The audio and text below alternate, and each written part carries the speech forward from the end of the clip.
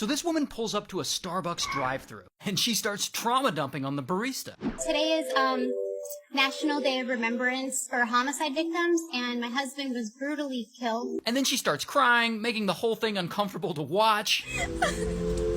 Then she turns the camera around on the poor barista. You say hi to people? And she's holding a camera the whole time, so she's doing this while she's crying, which just makes it extra awkward. But here's where the story gets crazy. So she posts that video to TikTok, and it goes viral. And people are like, why are we trauma dumping to a 16-year-old barista? I don't want to hear about your dead relatives, your dead husband. Social media is making people crazy. Then people start combing through her TikTok, and they notice she makes a lot of videos about, I lost my husband. My husband was killed. My husband was murdered. My husband was brutally murdered. and that's really tragic. But the internet is one big sociopath, and they start digging into this story. And they find it's true. He was killed in a homicide 13 years ago in 2010. The murder was actually pretty big news in Florida, so shout out to Florida. But here's what else they found. They start looking at the obituary, and they notice there's no mention of a wife. He also has a Facebook memorial page from 2010, and there's no mention of any wife there. And that is where the drama starts. Spoiler alert, she's probably not the wife. There is no mention of a wife or girlfriend. His family don't